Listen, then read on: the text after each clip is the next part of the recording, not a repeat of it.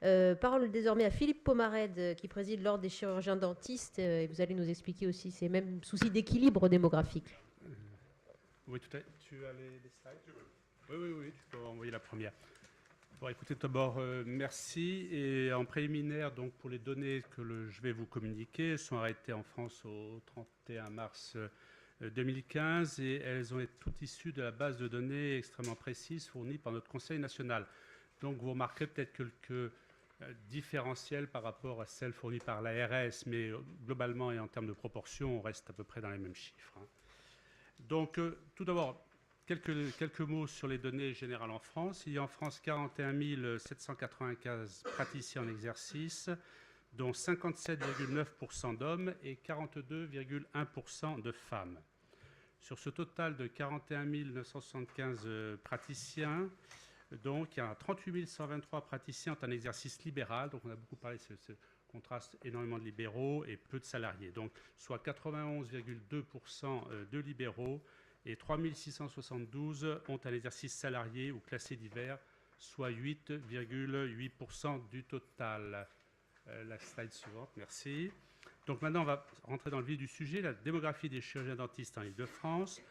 Donc là, 8677 praticiens. Je parle bien de praticiens seuls. Hein. On ne tient pas compte dans ces chiffres ni des retraités, ni des CEL ou CELAL ou autres modes de fonctionnement. Donc 8677 praticiens sont en exercice en Île-de-France. Les chirurgiens dentistes exerçant en Île-de-France représentent 20,8% du total des praticiens français. Pour les 8 départements qui composent l'Île-de-France, alors là vous avez donc les chiffres en hauteur c'est le nombre de chirurgiens dentistes et la densité est indiquée sur 100 000. Moi je l'ai rapporté sur 1000 mais ça revient exactement au même chiffre. Donc pour les 8 départements qui composent l'Île-de-France, la densité est à Paris de 1,36 praticiens pour 1000 habitants. Paris à lui seul compte 3063 praticiens, soit 35% du total de l'Île-de-France. Alors, autre département à densité pléthorique, les Hauts-de-Seine, avec une densité de 0,80 pour 1000 habitants. Les Yvelines et le Val-de-Marne, eux, ont une densité plus équilibrée de 0,62 pour 1000. C'est voisin de la densité nationale que j'ai recalculée, qui doit être de 0,63. La Seine-et-Marne, le Val d'Oise et la Seine-Saint-Denis ont les plus faibles densités de 0,47 à 0,48 pour 1000 habitants, praticiens pour 1000 habitants. Alors, et c'est ce que vous disiez tout à l'heure, c'est donc à l'intérieur même de chaque département, à l'exception de Paris et des Hauts-de-Seine, il faut noter qu'il cohabite des zones de forte densité et des zones défavorisées à plus faible densité. C'est par commune ou groupe de communes voisines. Sur la slide numéro 3, oui, merci. Sur les 8677 praticiens en Île-de-France, donc là c'est pour la féminisation, 46,5% sont des femmes, soit un taux de féminisation supérieur à la moyenne nationale. Et, bonne nouvelle, la féminisation de la profession dentaire se confirme. 50% des chirurgiens dentistes de moins de 30 ans sont actuellement des femmes. Donc après, slide suivante. Merci. 83,4% des praticiens d'Île-de-France sont des libéraux et 16,6% des salariés. Il y a donc un taux supérieur de praticiens salariés en Île-de-France que dans le reste de la France. Ceci est normal en raison de la présence d'un plus grand nombre de centres de santé de type mutualiste, dispensaires ou centres de santé de la loi 1901 dont vous avez amplement entretenu tout à l'heure. Ils sont présents donc plus particulièrement à Paris, dans les Hauts-de-Seine et en Seine-Saint-Denis pour ces praticiens salariés. Je vais vous parler maintenant de praticiens en exercice en France. Il y a 6,7% des praticiens en exercice en France ont plus de 65 ans. Et la moyenne d'âge des praticiens, la moyenne générale d'âge des praticiens, non, ça sera pour tout à l'heure, est de 44,8 ans pour les femmes et 50,7 ans pour les hommes. Bah oui, on n'avait droit qu'à 5 slides, alors je n'ai pas pu en faire une pour ça. Notre profession comporte 3 spécialités, l'orthopédie dentofaciale, la chirurgie orale et la médecine bucco-dentaire. Ces 3 spécialités représentent en Île-de-France 556 praticiens, soit seulement 6,4% des praticiens en exercice. Je dis seulement parce que, par comparaison, j'ai donné le chiffre des médecins, et qui est très différent, puisqu'ils ont un grand nombre de spécialités, un beaucoup plus grand nombre de spécialités que nous, et en plus, ils ont, comme on l'a dit, de très nombreux spécialistes. Alors, en ce qui concerne les modes d'exercice, l'exercice en groupe en Île-de-France, il existe 2381 sociétés d'exercice de type soit SCM, Société civile de moyens, soit SCP, Société civile professionnelle, soit de type CEL ou CELAR, Société d'exercice libéral. Alors, il apparaîtrait que l'exercice en cabinet individuel reste relativement stable pour l'instant. La répartition par nationalité des praticiens en Île-de-France est la suivante. Donc, praticiens de nationalité française, 8024, soit 92,4%. Je parle bien de nationalité. Praticiens de l'UE hors France, 353, soit 4,1%. Praticiens hors UE, 300 praticiens, soit 3,5%. Là, on va passer à la slide suivante. Voilà. Alors, une donnée intéressante est constatée en Île-de-France. Elle concerne le nombre de primo-inscriptions. Qu'est-ce qu'on entend par primo-inscription? C'est la première inscription d'un praticien à un tableau de l'ordre. En 2012, ça concerne essentiellement les jeunes ou alors des praticiens étrangers qui viendraient exercer en France pour la première fois. En 2012, il y avait 240 nouveaux praticiens, dont 73 diplômés à l'étranger qui étaient inscrits, tous en Île-de-France. En 2013, 288 praticiens inscrits, dont 85 diplômés à l'étranger. En 2014, encore augmentation, 311 praticiens inscrits, dont 108 diplômés à l'étranger. Il y a donc, en termes de pourcentage, une très forte poussée des inscriptions de praticiens diplômés à l'étranger sur les 3 dernières années, plus 30% en Île-de-France et plus 34,7% en France. M. Babuzio avait déjà parlé un petit peu de ce problème tout à l'heure en parlant des chirurgiens dentistes. Chiffre important en 2014 sur la France entière, et ça c'est un chiffre très important, 35% des primo-inscrits sont diplômés hors de France. Ces primo-inscrits non diplômés en France viennent ou ont été formés pour l'essentiel dans les 3 pays suivants, la Roumanie, l'Espagne et enfin le Portugal. Donc la tendance à l'européanisation des praticiens inscrits au tableau de l'ordre s'amplifie. À noter, et vous l'avez évoqué aussi, c'est que les diplômés hors UE ne représentent que 2% du total des primo-inscrits. Donc c'est un phénomène beaucoup plus européen que mondial. Si l'on s'en reporte à la nationalité d'origine, les chiffres en notre possession indiquent 2 données. Première donnée, un nombre important de Français a été formé hors de l'Hexagone depuis 2006. Particulièrement en Roumanie et en Espagne, ce qui leur permet de contourner ainsi le numerus clausus très rigoureux existant en France en fin de première année. Slide suivante, merci. Alors, donc, augmentation significative d'installation en France des praticiens étrangers issus de l'Union européenne, avec tout d'abord les Roumains, 202 Roumains inscrits en 2014 contre 57 simplement en 2010. En ce qui concerne les praticiens espagnols, 102 praticiens espagnols en 2014 contre 38 en 2010. Et enfin, 77 praticiens portugais en 2014 contre 7 en 2010. Alors ceci nous amène à quelques réflexions et pose un réel problème d'équilibre démographique. Parce que par ailleurs, ces praticiens dont on pourrait croire qu'ils vont aller vers des zones censées être un petit peu plus défavorisées ou peu denses en praticiens, n'y vont pas réellement ou ils vont marginalement. Ils s'installent globalement plutôt dans les zones déjà surmédicalisées, dans les agglomérations, villes universitaires ou villes d'accueil sympathiques. Voilà. Problème également d'équité. C'est un problème d'équité puisque le numerus clausus existant est très restrictif et qu'il se situe à l'entrée, en début d'études universitaires et non pas lors de l'installation, et surtout qu'il n'existe pas ce numerus clausus dans les pays que je viens de vous citer principalement. Il n'y a pas de numerus clausus. Donc ils peuvent former autant de praticiens qu'ils veulent, et ça c'est le fond du problème. Alors l'ONDPS, l'Observatoire de la démographie des professionnels de santé, dans son rapport sur les années 2013 et 2014, qui a été publié le 3 février 2015, a constaté des écarts importants de l'ordre de 14% entre les effectifs observés et les effectifs projetés, étudiés alors en 2007 par la DRES, Direction de la recherche, des études, de l'évaluation et des statistiques. Il est donc extrêmement difficile de se projeter longtemps à l'avance en termes d'installation par rapport au numerus clausus. Alors, selon l'ONDPS, je cite, hein, ces constats conduisent aujourd'hui à s'interroger sur l'intérêt de maintenir le numerus clausus et militent en faveur d'un travail approfondi sur la nécessaire adaptation de cet outil de régulation. Voilà, je vous remercie de votre attention. Je peux juste vous poser une question, M. Pomarède? Oui, bien sûr.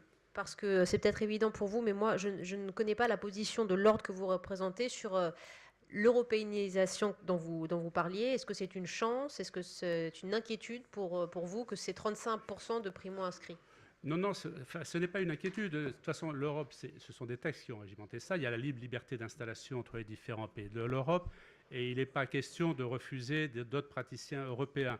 Le seul barrage qui puisse être fait, c'est sur le test de langue pratiqué, puisqu'il est demandé à ces praticiens européens qui viennent s'installer en France de pratiquer couramment la langue française.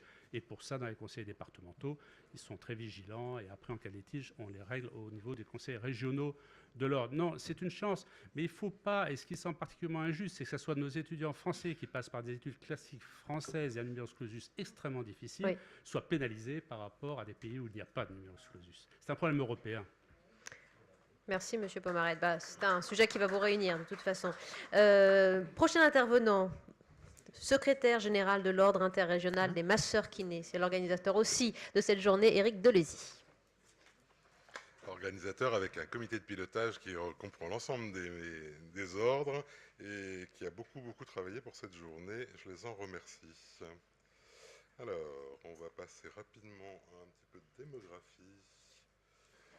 Il y a un peu de millefeuille là-dedans, oui, absolument. Donc, bonjour à tous. En fait, les 5-6 diapos, je crois que je me suis permis une 6e.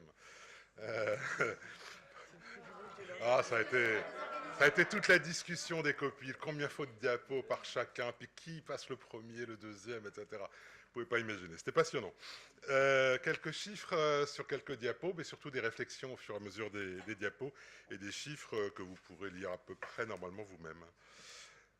Donc si on compare déjà rapidement la population Île-de-France en nombre de kinésithérapeutes par rapport au niveau national, je vous ai mis là-bas les chiffres, mais qu'on voit peut-être pas bien en noir.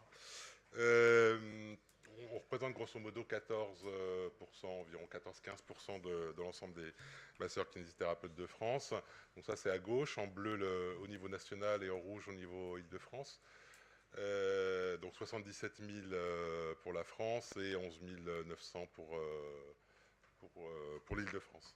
Et ensuite, en bas à droite, vous avez le nombre de masseurs kinésithérapeutes en nombre, là aussi, dans chacun des départements d'Île-de-France. Je dois le dire quand même, surtout pour Yannick qui a fait le déplacement et puis quelques autres qui verront ces vidéos, le Conseil interrégional travaille sur l'Île-de-France et la Réunion. Donc il a fallu à chaque fois reprendre tous les chiffres pour enlever la Réunion, parce qu'aujourd'hui on parlait que de l'Île-de-France.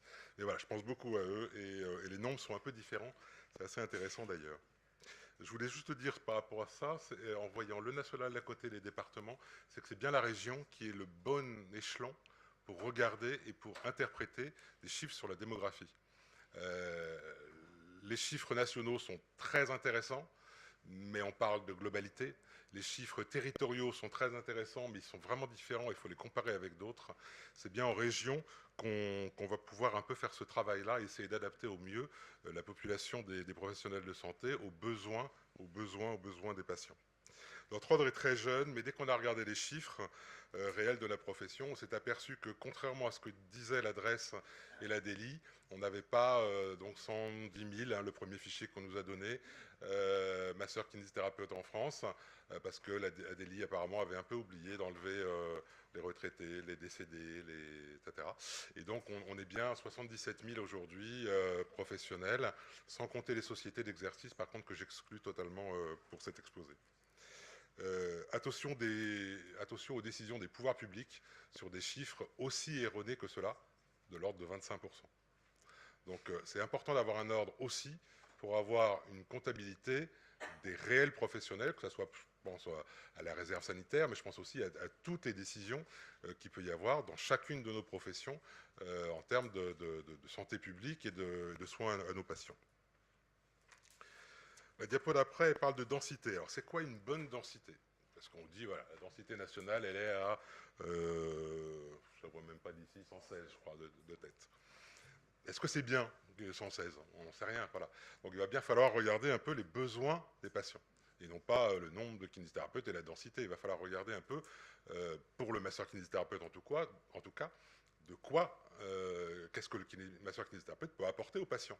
Est-ce qu'il peut apporter du bien-être, du massage, pourquoi pas, c'est des grandes discussions qu'il y a dans la profession. Est-ce qu'il doit apporter seulement de l'acte technique, du soin technologique, en kiné 2.0, comme on l'a fait ici dans cette salle, référence avec des objets connectés, etc. Ça serait aussi ça le futur. Qu'est-ce que le patient a besoin? Donc c'est toutes ces questions-là, dans un éventail de possibilités du masseur kinésithérapeute qui augmente tous les jours. Tous les jours, on nous dit, bah oui, vous allez pouvoir vous occuper de ça, puis de ça, puis de ça. Quand on va voir à l'étranger, en Australie, en Allemagne, aux États-Unis, ils s'occupent de plein de pathologies et de problèmes. En tout cas, chez nous, on ne parle pas beaucoup de pathologie, on parle d'efficience, pas efficience, mais de déficience et d'altération. Et là, effectivement, il y a des grands nombres de gens qui, en France, ne sont pas pris en compte, en charge par les masseurs kinésithérapeutes, et par contre, c'est le cas dans d'autres pays. Dans les zones où la densité de population est faible, les masseurs kinésithérapeutes répondent en général à un exercice très large. Ils prennent toutes les pathologies, toutes les déficiences en compte. Par contre, on voit bien que sur Paris, sur les Hauts-de-Seine, sur des zones qui sont beaucoup plus denses, vous les voyez là sur le côté droit avec la densité par département, on sait bien que là, ici, on a ce qu'on pourrait appeler, pas des spécialités, parce qu'il n'y en a pas chez nous, mais des spécificités, des choix, des tris en termes de santé publique, des tris qui sont faits au niveau de chaque masseur-kinésithérapeute par rapport à chaque patient. Et on a aujourd'hui des kinés qui, parce que c'est leur histoire et c'est pas blâmable du tout, vont refuser telle pathologie parce qu'ils se connaissent moins. Mais par contre, il faut qu'il y en ait un autre qui puisse prendre le relais. Donc il y a tous ces relais-là qui sont très très importants, même si je le disais en campagne, ou même en Ile-de-France, hein, je parle de la campagne là où je suis, on voit des patients, moi je suis tout en haut du nord du Val d'Oise, là, à la limite de l'Oise, en pleine forêt, en pleine campagne. Pareil pour les actes à domicile. Pour en parler clairement devant vous, c'est toujours les questions qui nous reviennent. Pourquoi est-ce que les kinés vont plus à domicile? Déjà parce que les kinés, enfin en tout cas, moi je parle de mon exemple, j'ai pour un AVC environ 6 semaines de délai aujourd'hui dans le cabinet. Et je travaille de 8h du matin à 21h30. Donc où est-ce que je vais faire des domiciles? Deuxièmement, parce qu'il n'y a pas les infrastructures. Troisièmement, parce qu'il y a les notions financières. Bien entendu, ce n'est pas l'ordre qui en parlera, mais on a des professionnels très compétents dans les syndicats et les URPS pour en parler. Mais tout ça, c'est des questions qu'il va falloir mettre sur la table à un moment ou à un autre. Dans le cadre du contrat social du masseur-kinésithérapeute avec l'État, quelles sont les pathologies que le masseur-kinésithérapeute doit prendre en charge? C'est bien toutes ces questions-là, et ça va être les questions qu'on va évoquer, je pense, et pour avoir entendu M. Devis ce matin, qu'on va beaucoup évoquer dans le cadre de l'élaboration du PRS2 d'ici l'année prochaine. Alors, après les nombres et les densités, il y a la répartition. L'ORS nous a bien montré... quand sur la table de gauche, on géolocalise, on dit, ben voilà, ils sont là. Alors là, ce n'est pas le kiné, c'est une adresse où il y a un kiné. Parce qu'en fait, des fois, vous en avez un, des fois, vous en avez 15 sous chaque point. Donc, vous avez tout un atlas qui est disponible sur notre site, qui a été fabriqué comme ça, en géolocalisation. Et ensuite, il y a la densité des kinés par commune. Mais là, je rejoins les mêmes questions que nous ont fait les géomètres et les offreurs de soins, les aménageurs de soins. C'est l'idéal, c'est quelle est la bonne échelle. Quand on regarde par commune, comme en bas à droite, on peut dire des choses. Mais quand on regarde au pseudo-canton, quand on regarde, ou alors dans l'autre sens, à l'IRIS, quand on regarde alors maintenant l'intercommunalité de communes, alors voilà, toutes ces questions-là, il faut qu'on en débatte les uns et les autres, selon peut-être les professions, c'est peut-être pas pareil pour toutes, et qu'on trouve des solutions pour voir ce que le patient a besoin et à quelle échelle il faut le regarder. Je dois être un peu long. 3 minutes, ça va, largement. Plusieurs enquêtes du Conseil interrégional complètent certains éléments qui sont dans l'Atlas, mais aussi certains autres éléments qui interagissent dans les récits et dans les propositions qu'on fait aux ARS ou aux autres institutions. C'est qu'en fait, on a fait pas mal d'enquêtes qualitatives au niveau du Conseil interrégional, Et on va régulièrement questionner de manière anonyme, à 99,9%, les master kinésithérapeutes pour qu'ils nous disent sur ce point-là, oui, non, vous êtes d'accord, pas d'accord. Parce que c'est bien de représenter des professionnels qui vous ont élu, mais l'idée n'est pas, pour moi en tout cas, personnellement, uniquement de représenter mes idées. C'est représenter aussi les leurs. Donc de temps en temps, il faut faire des allers-retours, à mon avis, avec les professionnels et leur demander réellement. Et puis ça permet, au-delà des nombres dans le tableau, de voir un peu de manière qualitative comment ça va. Alors il y a plein de points positifs dans notre profession par rapport à d'autres. Hein. On est une profession jeune. On est une profession très jeune. On vous l'a dit tout à l'heure, c'est notre 70e anniversaire en 2016. La profession, pas moi. Là, ici, vous avez l'âge moyen des professionnels, que ce soit au niveau national, au niveau Île-de-France ou dans chacun des départements, on n'est pas loin. Donc, un âge moyen 41,49 ans, 41,49 années, oui. Pour le moment, ça va, même si ça s'accélère quand même sur les prises de retraite. Mais bon, par rapport à d'autres professions, on a pas mal de chance. Attention quand même aux particularités des parcours professionnels qui existent maintenant. La féminisation des professions, qui est une très bonne chose, on est tous d'accord, entraîne aussi des arrêts de parcours, ou pour quelques années, ou de manière définitive. On le sait, on a des professionnels qui s'arrêtent un moment. Ça, c'est des choses qu'il faut qu'on aille regarder un peu plus finement dans nos tableaux, sur l'ensemble du parcours du professionnel au fur et à mesure de sa vie professionnelle. C'est les travaux en ce sens qui sont démarrés. Et puis, il y a aussi beaucoup de libéraux qui souhaitent ralentir un petit peu leur activité, les loisirs, le sport, c'est bien de faire du sport. Les flux entrants de la profession, toujours pour revenir un petit peu sur ce même thème, à gauche, enfin en bleu, vous avez les diplômes français, en rouge, les diplômes Union européenne, et en vert, les diplômes hors Union. Pyramide de gauche, c'est la France, pyramide de droite, c'est l'Île-de-France. Donc l'année dernière, en Île-de-France, 502 nouveaux diplômés de France, d'un des IFM 4 de France, je ne parle pas d'Île-de-France, là, sont venus s'installer en Île-de-France. 220 venant de l'Union européenne sont venus s'installer en Île-de-France. Donc on est sur des chiffres de plus de 30,30%. Ça monte tous les ans, ce n'est pas un souci en soi, à une condition, c'est qu'on l'envisage, qu'on le sache, qu'on fasse avec. Et peut-être, effectivement, on parle plus là de perte de chance pour les jeunes Français qui sortent du bac ou qui vont à l'université et qui ne peuvent pas se former à part aller à l'étranger pour revenir après. Parce que sur ces 220 master kinésithérapeutes qui ont des diplômes Union européenne, il y en a 65% qui sont des Français. Ce n'est pas négligeable. Hein. Donc c'est des questions vraiment à se poser, à travailler sérieusement, à ne pas avoir de position, à mon avis, arrêtée dans un sens ou dans l'autre, mais par contre, il ne faut pas se fermer les yeux. Ça existe, donc il faut la faire avec, et pourquoi pas. On pourrait croire qu'ils vont s'installer majoritairement en exercice salarié, c'est-à-dire là où il y en a besoin, parce qu'en fait, en général, si vous ne le savez pas, ils déposent un dossier à la préfecture, à la DRGSCS, et ils doivent dire où est-ce qu'ils vont travailler. Donc ils écrivent, je vais travailler dans tel hôpital. En général, ils ont une prévision de contrat de travail. Dans la réalité, si on regarde vraiment, il y en a 60% d'entre eux qui ne vont pas en salariat, mais qui vont en libéral. Et ils vont où? On vous l'a dit dans d'autres professions, là où on a beaucoup de masseurs kinésithérapeutes. Et pas là où il n'y en a pas beaucoup. Donc tout ça, ça va être à discuter, ça va être des éléments importants, à mon avis, dans le cadre du PRS2, par exemple. 3-4 derniers petits points pour qu'est-ce qu'il nous reste à faire, parce que tout ça, en fait, ça pose beaucoup de questions. Et la démographie, pour moi, c'est vraiment ça. L'objectif, c'est pas d'avoir un chiffre pour un chiffre, ça sert à rien. Par contre, c'est comment est-ce qu'on travaille ensemble, qu'est-ce qu'on en fait, interpro, avec les ARS, avec les autres structures, les conseils régionaux, avec l'IAU et l'ORS, puisque dans beaucoup de régions, les ordres participent pleinement, voire même au conseil d'administration des ORS. Il y a des particularités en Île-de-France, et on en est bien content pour plein de choses. Voilà, il faut qu'on travaille ensemble dans les années à venir. Suivre l'évolution de la profession avec la réforme de la formation initiale, comme vous l'a dit Dominique Pelka, on va passer à 4 ans, en IFMK plus l'année universitaire, ça va changer beaucoup de choses. Il va y avoir les pratiques avancées, on nous en a parlé aussi tout à l'heure, chez les infirmiers, les pratiques avancées, c'est pour toutes les professions paramédicales dans la loi. Anticiper les besoins du patient et les envies. Alors, quels sont les besoins et les envies? Est-ce qu'il a besoin de soins ou est-ce qu'il a envie de soins? Il a besoin d'un médicament? Il a envie d'un massage? C'est quoi? Enfin voilà, il y a toutes ces questions-là à se poser. Il y a 2 travaux en cours, et je terminerai là-dessus, qui vont nous éclairer particulièrement cette année. Le premier, c'est avec la FNEC, que je remercie, les étudiants en massokinésithérapie qui sont avec nous.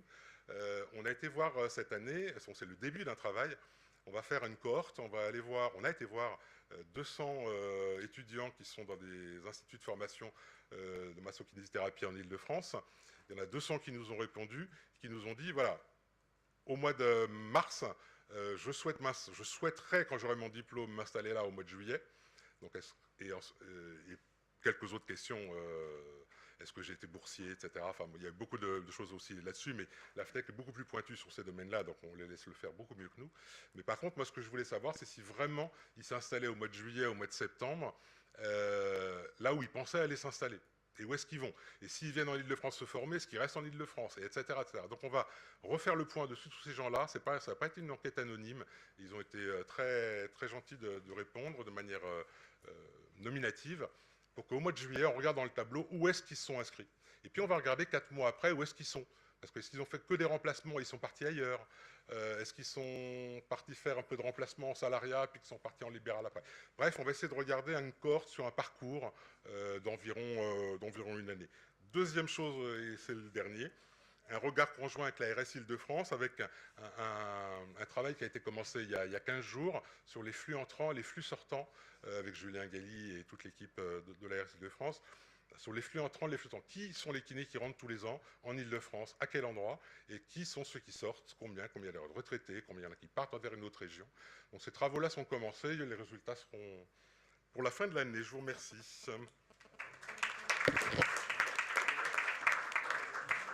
Eric a dépassé d'un quart d'heure, donc il porte l'entière responsabilité. Non, je plaisante. Je plaisante. En tout cas, merci beaucoup Eric. Projection inquiétante qui pose beaucoup de questions aussi pour les médecins. Et c'est cette démographie qu'on va étudier maintenant avec Gérard Compin, secrétaire général du Conseil de l'Ordre des médecins d'Île-de-France. Merci. Alors, pour vous parler de la démographie concernant les médecins, j'ai pensé partir des résultats de la grande conférence de santé qui a été organisée par le Conseil de l'Ordre national fin 2015 et début 2016. Parce qu'on a le constat de la démographie, mais finalement, que veulent les médecins? Pourquoi ils ne s'installent pas suffisamment, et en tout cas pas suffisamment dans des zones qui mériteraient un afflux un peu plus important? Alors, je ne vais pas vous donner trop de chiffres, je vais vous donner les grandes tendances, parce que, bon, on va donner ça en positif ou en négatif. Hein. Finalement, j'appartiens à un groupe professionnel qui est fier, heureux, et finalement, si c'était à refaire, on le referait. Alors que quand vous interrogez des médecins, vous dites finalement, ça va chez toi? Ah ben non, ça ne va pas du tout. Pas du tout. Donc c'est un peu contradictoire avec les réponses qui sont là. Mais finalement, quand on gratte un peu, on dit ça ne va pas, mais finalement, je suis content de ce que je fais, en gros. Hein, c'est un petit peu masqué. Donc 61% sont globalement satisfaits de leur situation professionnelle, ce qui est quand même un chiffre intéressant. Je ne sais pas si j'ai passé la deuxième. Voilà. Alors, concernant la sécurité et l'organisation de leur structure, là aussi, ils sont satisfaits et ils ont un mode de rémunération qui est adapté à ce qu'ils font, que ce soit le paiement à l'acte ou le salariat. Par contre, bien sûr, ce qui ne va pas, c'est le niveau de la rémunération. J'ai entendu tout à l'heure que l'ordre était assez soft là-dessus. On est quand même très préoccupé par le niveau de rémunération de certains confrères et qui ont quand même des difficultés et qui ont bien sûr tendance à faire des choses qui sont un petit peu déviantes pour pouvoir s'en sortir. Alors ça, c'est peut-être inhérent à la personnalité de l'individu, mais en tout cas, ça, je pense que c'est un problème très important, sans partir sur le versant syndical. Il y a des points de frustration. Perspective d'évolution de carrière. Lorsque vous êtes médecin généraliste, vous rentrez dans la carrière et finalement, vous allez dire « je vais en sortir au moment de la retraite ». Ça, c'est très, très difficile d'évoluer parce que ça prend du temps. Donc du temps, il faut trouver un remplaçant, on n'en trouve pas.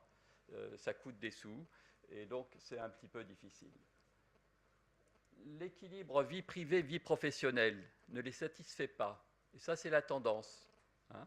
Les jeunes générations, et les anciennes sont en train de copier ça et se fondre un petit peu dans l'évolution de la société, c'est-à-dire qu'on veut un meilleur équilibre entre la vie privée et la vie professionnelle. Alors, est-ce que c'est une modélisation de la féminisation?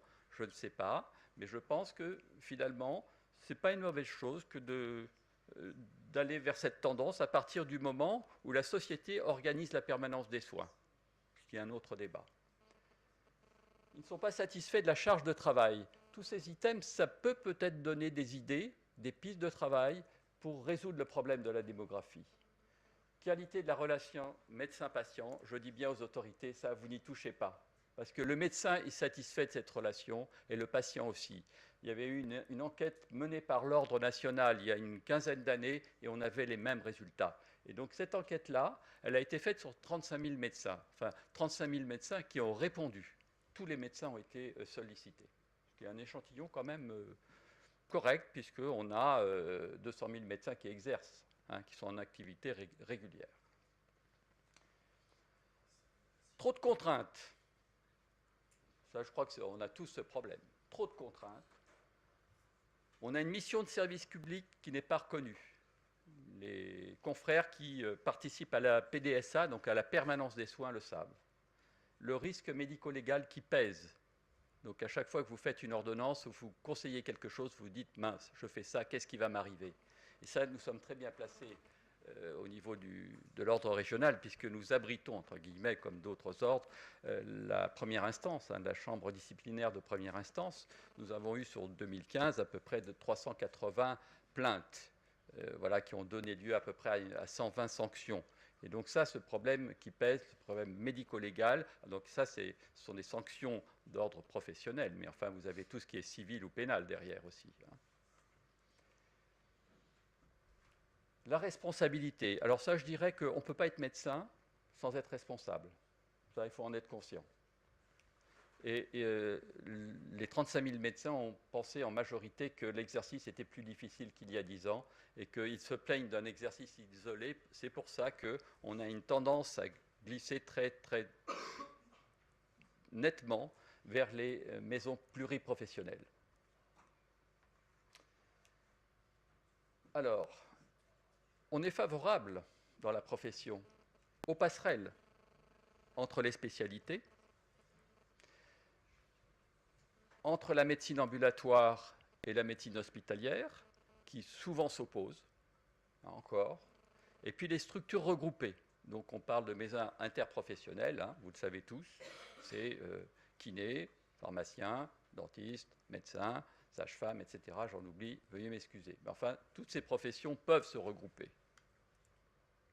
Je connais des exemples de maisons interprofessionnelles qui ont été mises en place sur des territoires où il n'y avait rien, pas de supermarché, pas d'habitation, et ça marche. Et ça marche, les gens se déplacent. Ce fameux numerus clausus, moi j'ai un avis assez particulier là-dessus. Je ne pense pas que c'est ça qui va résoudre le problème de la démographie. Il est effectivement passé de 3 500 pour les médecins à 8 500 à la louche. Mais ce n'est pas ça. Pourquoi? Parce que vous aurez beau faire sortir des diplômés, s'ils ne veulent pas s'installer, ça va être très compliqué. Et pourquoi ils ne veulent pas s'installer? On en a une petite idée avec leur réponse, mais il y a peut-être d'autres raisons. Ils veulent partager l'autorité des ARS avec eux. Ils veulent travailler avec l'ARS. Et ça, nous, au niveau de l'ordre régional, on a très bien perçu que l'ARS doit être notre premier interlocuteur et notre interlocuteur privilégié. Ça, c'est une idée qui est véhiculée, par l'ordre national. La recertification périodique, bon, les médecins, ils sont assez favorables comme ça, mais à manier avec prudence. C'est compliqué. À un moment où on doit traiter de l'insuffisance professionnelle, on a déjà des difficultés parce que ça prend du temps, c'est compliqué, il faut des experts. Je ne suis pas sûr qu'on soit équipé pour faire ça. Promotion professionnelle, certainement. Alors, ce qui est défavorable pour la profession, enfin, ce que le médecin pense, les contraintes à l'installation, l'ouverture de la protection sociale à la concurrence assurantielle. On entend de temps en temps dire, mais finalement, la caisse d'assurance maladie est hégémonique, ce qui n'est pas faux. Mais on ne veut pas de la concurrence. Hein, donc il y a un certain paradoxe là-dedans. Instauration d'une part de rémunération sur objectif. Le code de déontologie ne nous permet pas vraiment d'avoir ça, puisque lorsque vous signez un contrat et que vous êtes dans un établissement en tant que salarié, qu'il soit public ou privé, vous ne devez pas mettre de clause antidéontologique, et ça, de notre point de vue, c'en est une. Hein, avoir un rendu et un objectif. Tant de malades à l'heure en consultation, et tant d'hospitalisation, et tant de durée d'hospitalisation. Alors les objectifs, il faut les trouver ailleurs. Alors pour l'instant, on les a trouvés sur l'affichage des honoraires, sur le nombre de nos patients qui sont dépistés pour le cancer du sein, de nos patientes plutôt, et puis le nombre de patients qui font le test sur le cancer colorectal, des choses comme ça. Mais bon, ça, le médecin est assez réticent à ça. Conventionnement sélectif, on revient à l'idée, assureur privé, caisse d'assurance maladie. Alors, la priorité, plus de temps médical. Les études montrent assez bien qu'à peu près 2 heures par jour sont consacrées à l'administratif. Hein ? Et dans une consultation, on a parfois l'impression de faire plus de papier que d'écouter les gens et de les examiner. C'est fait au détriment du reste, parce qu'il y a la contrainte horaire, il y a des gens en salle d'attente, il y a un minimum assuré pour payer le secrétariat, les locaux, etc. C'est une entreprise. Définir la place de l'assurance maladie par rapport aux assurances complémentaires. Vous voyez que c'est un item qui revient. Associer les organisations professionnelles à la gouvernance nationale et territoriale et associer les médecins hospitaliers à la gouvernance hospitalière. Donc une plus grande participation des médecins, finalement, à leur propre organisation au travers des pouvoirs publics. Alors, quelques chiffres quand même pour l'Île-de-France. Donc, ce que je vous ai donné, c'est une étude, c'est une consultation nationale. Mais, bon, je pense que c'est comme pour les génériques. Hein. Chez nous, on part du principe où que le princeps fonctionne. Si on met la même dose et que c'est un comprimé et qu'on donne aux patients, ça va agir pareil. Donc, on peut être à peu près dans cette idée. Sur l'ensemble du territoire, 280 000 médecins, à peu près 200 000 en activité régulière. Et en Île-de-France, 60 000 pour 45 000 qui travaillent. Et vous avez pour la ville de Paris, rien que pour la ville de Paris, 24 000 médecins qui sont inscrits au tableau. L'Île-de-France, on l'a dit, c'est la plus forte baisse au niveau démographique entre 2007 et 2015. Vous avez 36% de médecins généralistes en Île-de-France pour 64% des autres spécialités. Pas étonnant qu'on a des difficultés à trouver des médecins de premier recours. Hein. Ceux qui veulent s'installer, ils vont des endroits où c'est à peu près bien.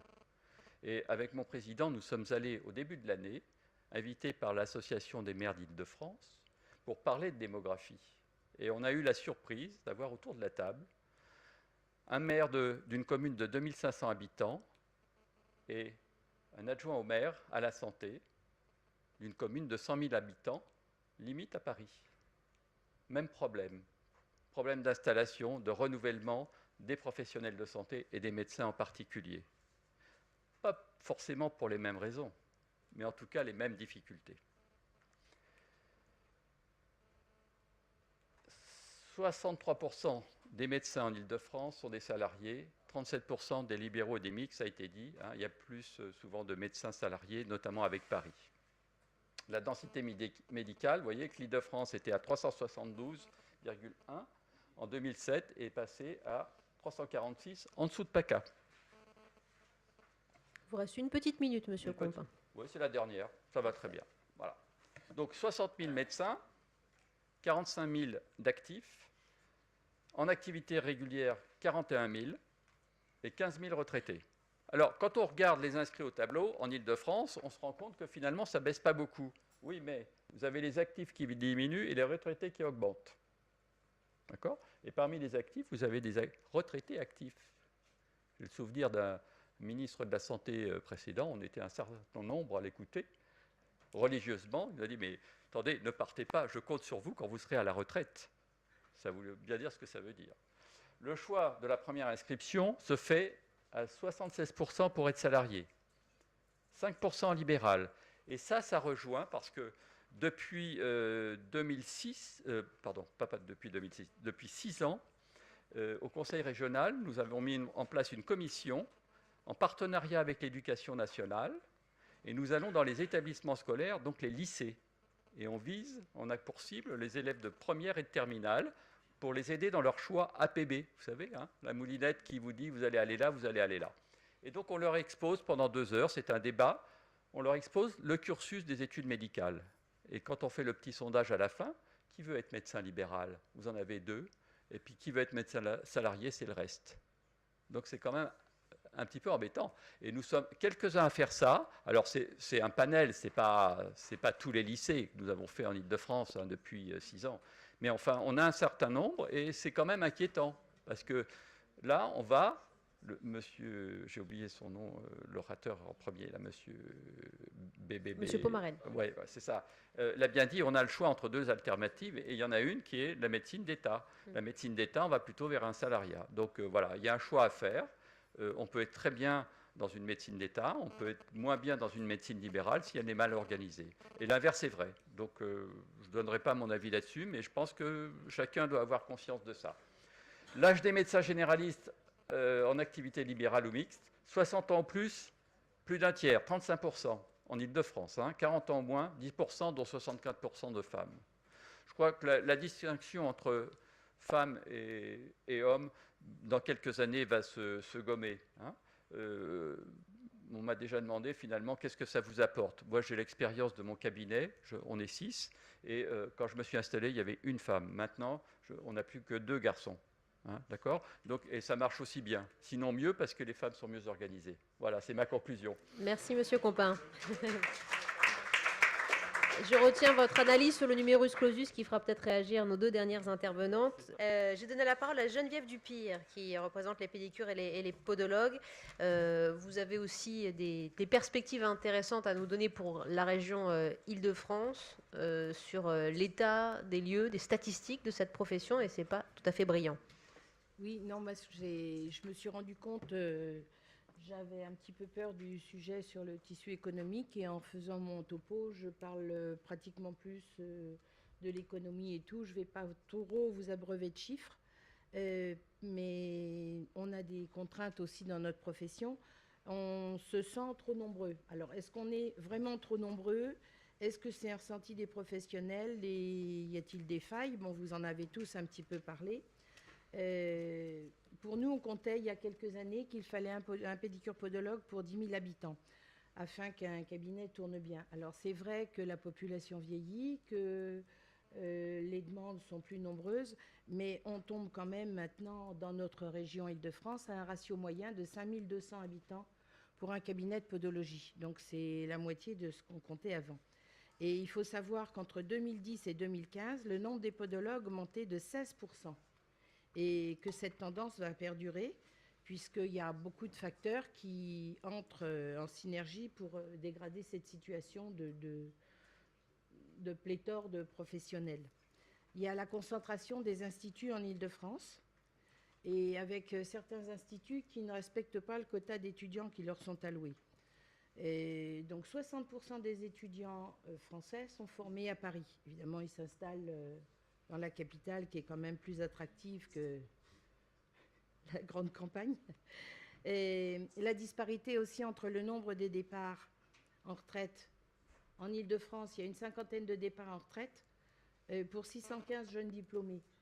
Et effectivement, notre profession est jeune. Il n'y avait pas tant de professionnels qui s'installaient, qui choisissaient la profession. Maintenant, malheureusement, en dehors des enfants de podologues ou de quelques rares cas de gens qui choisissent, ce sont souvent des gens qui ont raté médecine et kiné qui arrivent chez nous. Bon, après, la profession les intéresse, mais au départ, c'est des déçus, donc c'est un petit peu dommage. On a aussi un flot d'étrangers formés à l'étranger, de diplômés formés à l'étranger. Bon, pour nous, pour l'instant, ça ne représente que 10% des formés. Mais par contre, ce ne sont que des Français qui vont se former ailleurs parce que les études sont moins chères, puisque nous n'avons que des instituts privés qui coûtent cher. Donc, ceux qui veulent faire des économies vont à l'étranger et reviennent. Et ils n'ont pas les mêmes niveaux de concours, etc. Donc, c'est un petit peu effectivement injuste. L'absence de postes dans les structures hospitalières, on en a parlé ce matin, moi j'en reparlerai un petit peu. Et puis, un gros problème qui augmente pour nous, le coût des études et du plateau technique. On s'aperçoit que de nombreux cabinets de podologie ferment après quelques années d'exploitation. J'ai du coup vérifié lors du dernier conseil que nous avons eu en Île-de-France. On a acté 18 radiations du tableau et il n'y avait que 7 personnes en âge de partir à la retraite. Et j'ai re-regardé les dossiers et c'était que des confrères âgés entre 28 et 35 ans qui fermaient parce qu'ils n'y arrivaient pas. C'est pas assez rentable. Voilà, c'est quand même dramatique parce que bon, il y avait un jeune de 22 ans, alors on n'a pas demandé, on peut pas demander pourquoi il sera dit, mais on pouvait penser qu'il allait reprendre des études. Bon, les 7 personnes en âge de retraite, c'était très bien, mais je dois avouer que les 8 dossiers de 28 à 35 ans, ça fait mal au cœur. Hein. Donc, faute de rentabilité, oui. Alors, il y a toujours eu des gens qui n'arrivaient pas à survivre avec leur profession, mais j'ai eu la chance de siéger pendant 18 ans à la Carpinco, et il y avait 2-3 dossiers par an de jeunes qui fermaient parce qu'ils n'y arrivaient pas. Là, maintenant, on en a acté en Île-de-France déjà 8, rien que pour un trimestre. Bon, on parle de l'Île-de-France, mais nous, on est une interrégion aussi, comme les kinés, et on comprend les DOM. Alors, effectivement, la problématique est complètement différente. Paris intramuros, une ville de Seine-et-Marne qui est un petit peu isolée, ou l'île de la Réunion.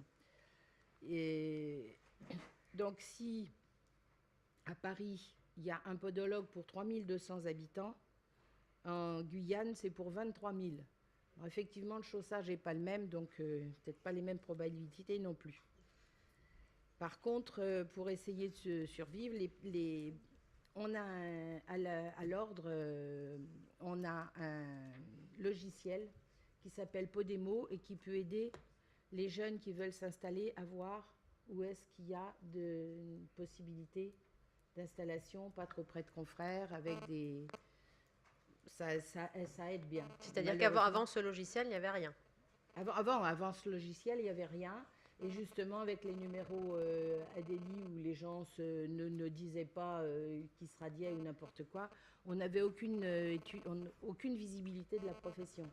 Alors effectivement, avec l'ordre où on est obligé de s'inscrire, on a quand même une lisibilité beaucoup plus nette de ce qui se passe. Donc il y a des gens qui s'installent aussi dans vraiment des agglomérations de moins de 2000 habitants. Bon, les anciens, quand on voit ça, ça nous fait un peu frémir. Et puis, les cabinets ne peuvent pas tenir parce qu'on compte en général qu'il faille 10 médecins généralistes pour qu'un cabinet de pédicurie podologie tourne correctement. Donc, et quel est le pouvoir de l'ordre justement pour encadrer cette installation? Alors, pour l'encadrer de l'installation, on peut simplement les conseiller. Bon, après, c'est comme tout conseil, les jeunes font ce qu'ils veulent. Bien sûr. Hein? Donc, notre maillage n'est pas trop mal. C'est vrai qu'ils s'installent souvent quand ils voient, évidemment, qu'il n'y a pas beaucoup de podologues dans le 93, pour ne pas le nommer. Et puis, on voit bien que sitôt qu'ils peuvent, ils s'en vont ailleurs. Ou ils ont des cabinets secondaires et bon, voilà. Et un podologue qui s'installe à l'heure actuelle, il ne peut pas vivre de son cabinet avant 3, voire 5 ans. Hein. Donc, certains, voyant que leur cabinet principal ne démarre pas, veuillent créer un cabinet secondaire. Donc déjà, il faut qu'ils trouvent une zone. Et en plus, là, l'ordre vraiment joue son rôle de conseil en leur disant que ce n'est pas en multipliant les installations et les frais et les loyers qui pourront s'en sortir. quand il y a des reprises, ils ne se rendent pas compte, ils sont tout contents d'avoir trouvé quelqu'un qui s'en va en retraite, mais la patientèle n'appartient pas à un cabinet. Même si les gens changent, ils vont voir ailleurs et ils sont aussi déçus de ce côté-là. Et tous ces problèmes donc, de potentiel de travail sont accentués parce qu'il n'y a pas du tout de travail, de poste dans les structures hospitalières. Ce n'est vraiment que très ponctuellement qu'un podologue s'est fait connaître, a assisté à des consultations et a pu se faire reconnaître. Parce que quand il y a un podologue qui a intégré une équipe médicale en hôpital, en général, tout le monde en est très content, que ce soit dans des services de diabétologie, bien sûr, de gériatrie, d'oncologie, parce qu'il y a des problèmes spécifiques aussi, de rhumatologie ou même de pédiatrie. Et sans oublier la médecine du travail, parce que toutes les chaussures de sécurité créent des pathologies, bien sûr. Par contre, dans ces structures hospitalières, il y a un gros problème de rémunération, parce que, bon, je sais bien que ce n'est pas le lieu ici, mais on a une lettre clé tellement faible que les hôpitaux ne savent pas comment rémunérer des gens qui leur rendent bien service. Alors, c'est toujours avec des cas spécifiques, mais il faudrait vraiment que ça puisse s'ouvrir et qu'on puisse... on essaye de faire savoir depuis quelques dizaines d'années notre savoir-faire, mais maintenant, il faudrait qu'on sache vraiment le faire savoir pour qu'on puisse être intégré partout. Voilà. Et ce matin, les sages-femmes ont rappelé que la mortalité infantile était importante. C'est vrai qu'avec dans certaines populations, moi je suis un peu affolée de voir comment les gens sont chaussés. Et ça entraîne des pathologies qui entraînent de lourdes conséquences sur la santé. Ça a l'air idiot, mais voilà, c'est vraiment... Donc les points primordiaux pour notre profession, il faut que les contrôles d'étudiants soient faits réellement pour qu'ils soient bien formés, pour pas qu'il y ait de surnombre. Le flux migratoire, il faut que les gens soient cadrés avec les mêmes implications pour eux que pour ceux qui font les études en France. Et puis il faudrait que des postes hospitaliers soient créés. Parce que on pense toujours à nous en disant oui, ils coupent les ongles, mais il n'y a pas que ça. Et des ongles, ça entraîne des tas de choses. Et puis, les maisons de santé avec un podologue, oui, c'est super. Sauf qu'il ne faut pas que le podologue ait une journée de travail par semaine. Pour faire du travail correct, il faut qu'il soit là et qu'il puisse y avoir un suivi. On va suivi. Ça, c'est très important. Pour que, évidemment, les poissons puissent continuer à être pris en charge correctement partout et consultés en confiance, évidemment. Donc, je suis désolée d'avoir débordé du sujet initial de la démographie, mais tout se tient, même les pieds dans les bonnes chaussures. Bravo, c'était très clair. Merci beaucoup, Geneviève Dupire, pour le Conseil régional de l'Ordre des pédicures podologues. Alors, dernière intervention avant la conclusion et l'issue de cette journée qui a été féconde en réflexion et très dense. C'est Christine Buzenay qui intervient, conseillère au Conseil interrégional de l'Ordre des sages-femmes. Voilà, on parlait des sages-femmes à l'instant. Elles sont représentées avec vous. On vous écoute, Christine. Merci. Donc les statistiques que je vais donner m'ont été données par le Conseil national de l'Ordre et je les remercie. L'exercice des sages-femmes, c'est 22 300 sages-femmes en France en activité, d'âge moyen 41 ans, une écrasante majorité de femmes, il y a 3% d'hommes, les hommes ayant été autorisés à exercer en 1982. La répartition par mode d'exercice, c'est pour moitié dans la fonction publique hospitalière, 12% de salariés de structures privées, 5% en protection maternelle et infantile et 28% en libéral. Le taux de chômage, c'est 2%. C'est le même taux en Île-de-France. Alors, quelles sont les tendances? Les tendances, c'est une augmentation du nombre de sages-femmes. L'adresse avait déjà fait un scénario tendanciel avec une augmentation régulière jusqu'en 2030, mais avec un rythme moins soutenu. Il faut savoir que depuis les années 90, la profession a doublé ses effectifs. Donc là, même avec la réforme des retraites, le scénario tendanciel est encore augmenté par rapport à l'initial. Donc augmentation du nombre de sages-femmes. On va aussi vers une augmentation du nombre de sages-femmes libérales. avec un rythme entre 2011 et 2014 de plus de 36%, avec notamment le développement des sages-femmes polyactives, c'est-à-dire qui cumulent une fonction, enfin un statut libéral avec un autre statut, pour 30% d'entre elles. Il y a aussi rajeunissement des sages-femmes libérales, parce qu'on constate que dès la sortie des écoles, elles n'hésitent plus à s'installer directement en libéral, ce qui ne se faisait pas dans mon temps. Dans mon temps, c'était il y a 25 ans. Et là, on voit, si on prend en 2015, 25% des nouveaux diplômés se sont installés directement en libéral. Ce qui fait que dorénavant, il y a plus de 10% des sages-femmes qui ont moins de 30 ans. Alors, si on compare la situation en Île-de-France par rapport à la France, l'Île-de-France est une région qui est féconde.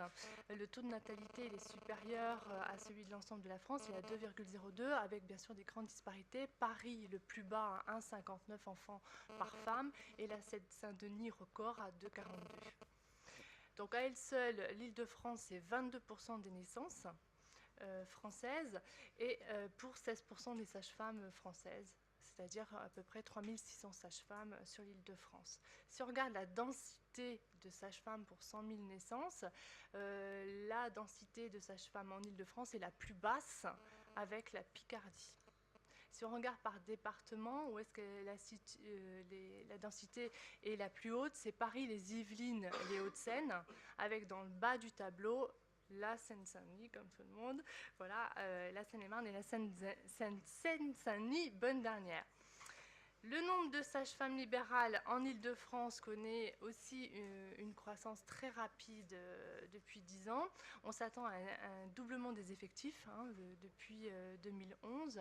Elles sont concentrées, pareil, dans les mêmes départements, Paris, les Yvelines, les Hauts-de-Seine, parce que ces 3 départements représentent 50% des sages-femmes libérales. On peut remarquer que c'est les départements où se situent les structures de formation. Si on s'intéresse au zonage de l'assurance maladie, il y a 26 zones. Il n'y a aucune zone en Île-de-France qui est surdotée. Les 20 arrondissements de Paris sont en zone intermédiaire. Il y a 3 départements, enfin 3 zones très sous-dotées, c'est Saint-Denis, Meaux, Mantes, et il y a 3 zones sans sage-femme.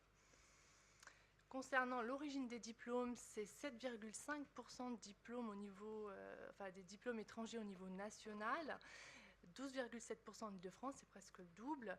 Chaque département est au-dessus de la moyenne française, avec un record sur la Seine-Saint-Denis, 20% de diplômes étrangers.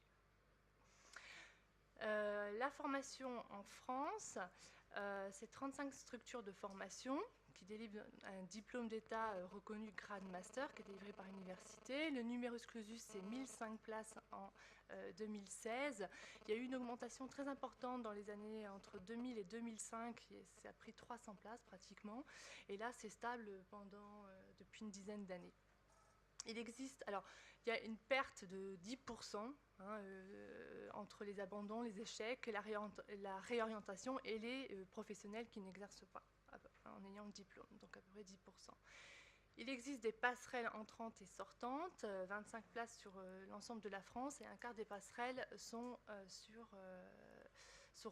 données en Île-de-France.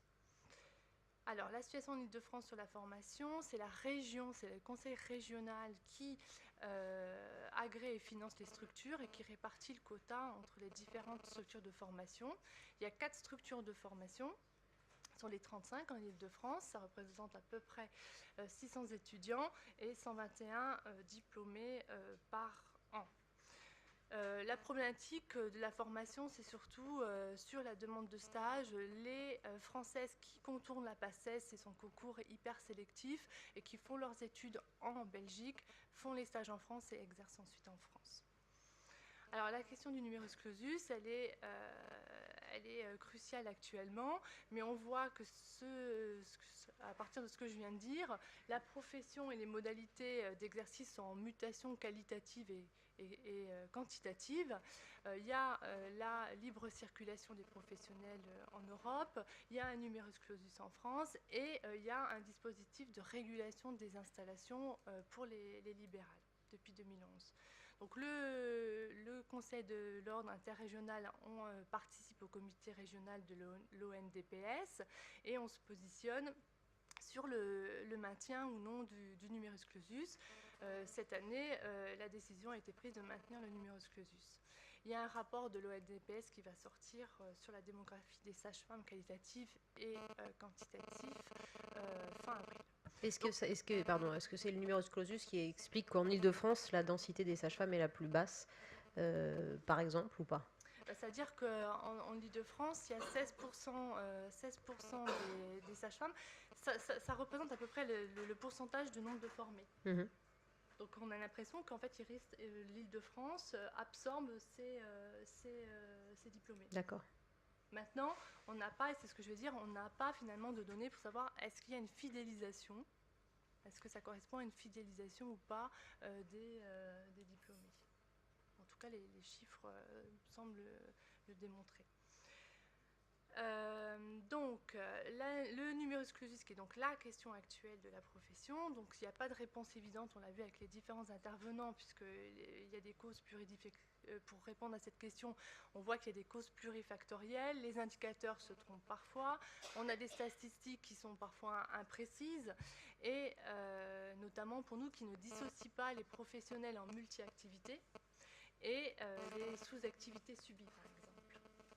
Donc, si on veut répondre à cette question, il y a 3 niveaux d'analyse, le marché de l'emploi, le système de soins et la formation. Donc, concernant le marché de l'emploi, l'exercice salarié se maintient, voire augmente légèrement dans la fonction publique, mais avec une insertion plus précaire, plus difficile pour les jeunes diplômés. On est sur un marché de l'emploi qui est devenu dual comme d'autres professions, c'est-à-dire des jeunes qui ont du mal à obtenir un emploi stable et qui cumulent les CDI en début de parcours.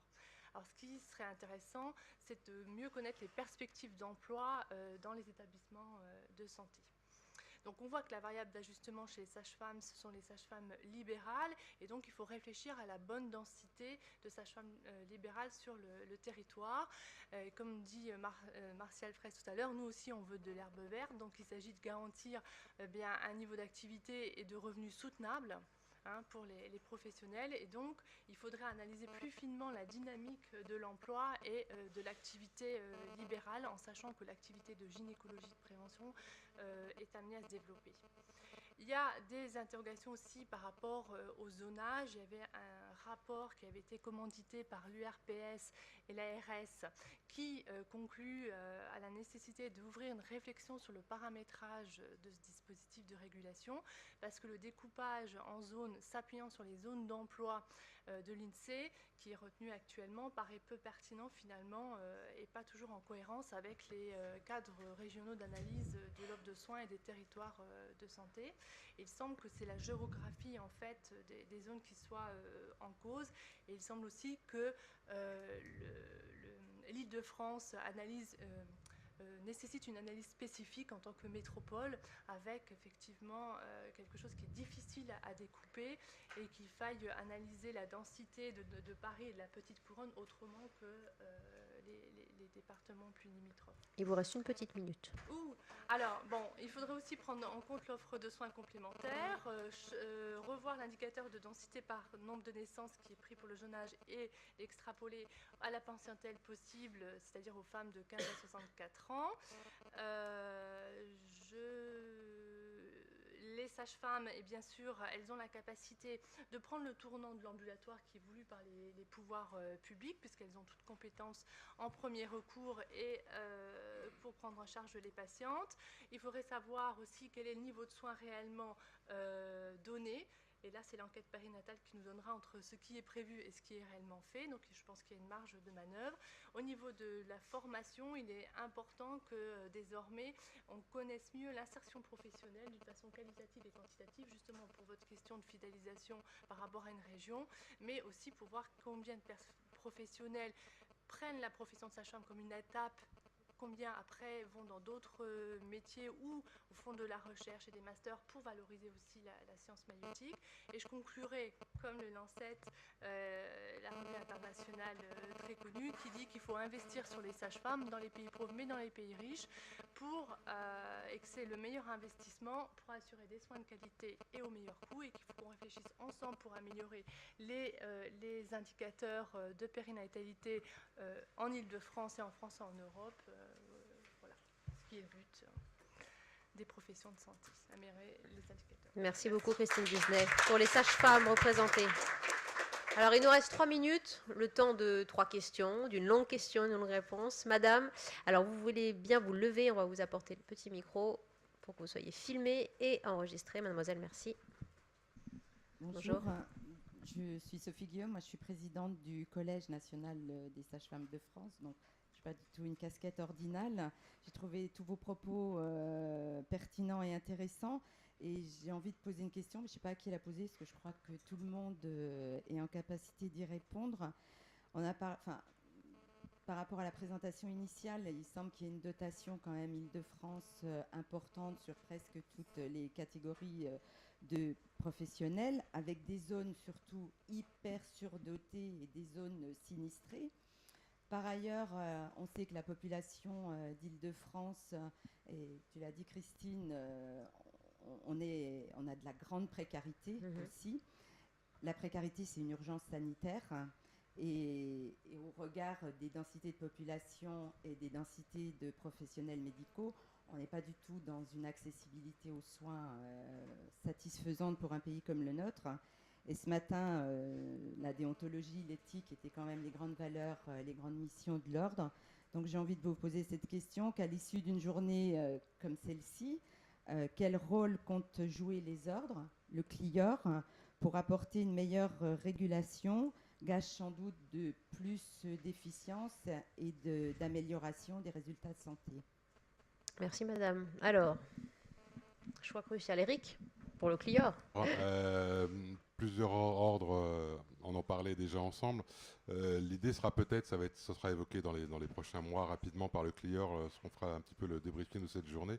L'idée va peut-être être d'abord de formaliser le CLIOR, qui ne l'est pas aujourd'hui, c'est une structure informelle qui a son intérêt pour l'ensemble, mais l'idée va peut-être être pour faire quelque chose réellement, de le formaliser, et puis pourquoi pas après de créer différents groupes de travail, dont sans doute un observatoire de démographie pluriprofessionnel, pour pouvoir interagir avec l'IAU, l'ORS, l'ARS et tous les intervenants aujourd'hui, les différentes chaires en géographie qui nous questionnent régulièrement, qui commencent à nous appeler. Enfin bon, on a beaucoup d'appels et des choses comme ça, donc il va falloir structurer un petit peu, à mon avis, ce CLIOR, on en parlera ensemble. Avec des statistiques croisées. Exactement, avec des statistiques croisées, donc il va nous falloir des compétences aussi. Et ça va être encore un travail sur ces prochaines années. Voilà, un observatoire. Merci beaucoup. Une autre question pour conclure, ce sera la dernière. Des étudiants ont-ils des questions encore? Non? Pourquoi nous? C'est le tropisme. Bon, alors écoutez, je vais me permettre de conclure bien modestement parce qu'on m'a demandé d'animer cette journée. J'ai appris beaucoup de choses. D'abord, j'étais heureuse de soutenir cette initiative du CLIOR que j'ai découvert à cette occasion, ce premier colloque, pour poser les missions, le rôle des partenaires, montrer la pertinence du dialogue et de l'échange entre vous tous, professionnels de la santé, sur un échelon fondamental, à la fois, on en parlait à l'instant, pour réfléchir à la démographie de la santé, pour la structure de l'offre de soins aussi, c'est vraiment, vraiment très intéressant. Heureuse d'entendre que M. Christophe Devise, directeur général de l'ARS, souhaitait un renforcement de la coopération entre l'agence de santé et les ordres que vous avez tous représentés aujourd'hui, qui m'ont permis, en tout cas à titre de personnel, de mieux comprendre votre rôle de représentation, votre rôle de responsabilité, la mission d'attraction des ordres pour faire levier justement sur les générations futures, le vecteur de responsabilité, ce que disait M. Babuzio, qui était très intéressant aussi, vecteur d'éthique, que disait le philosophe Constantinides, le relais d'adaptation que vous êtes chacun d'entre vous dans la structure ordinale, notamment aux besoins économiques nouveaux, au modèle de demain, nécessité aussi d'adapter sa déontologie aux problématiques de demain, aux besoins de demain, avec la nécessité de règles qui protègent la profession et surtout la population et les patients, ça j'ai bien entendu aussi, qui feront de vous des professionnels responsables. Donc, je crois que c'était une journée, vous avez pu dire beaucoup de choses. Ces interventions séquencées qui seront une trace aussi sur votre discours à chacun dans ces 7 ordres représentés pour vous permettre voilà, d'agir de concert et de faire pression, on l'espère en tout cas, sur les parlementaires, sur les professionnels dans un besoin commun d'être plus efficace et d'attirer toujours davantage demain. Voilà, merci en tout cas beaucoup de m'avoir accueilli. Bravo pour ce que vous avez fait. Merci beaucoup, Méric Delisle. Merci à vous. Un grand merci à Wendy Bouchard pour sa gentillesse, son professionnalisme et la manière dont elle nous a accompagnés dans cette journée. On la remercie énormément. Merci Wendy. Merci aux intervenants extérieurs, l'IAU, l'ORS, Île-de-France, Christian Babuzio et Yanis Contor-Dalides. Merci à M. Devis et à ses équipes. Et merci aux équipes du COPIL de cette journée. Merci. Et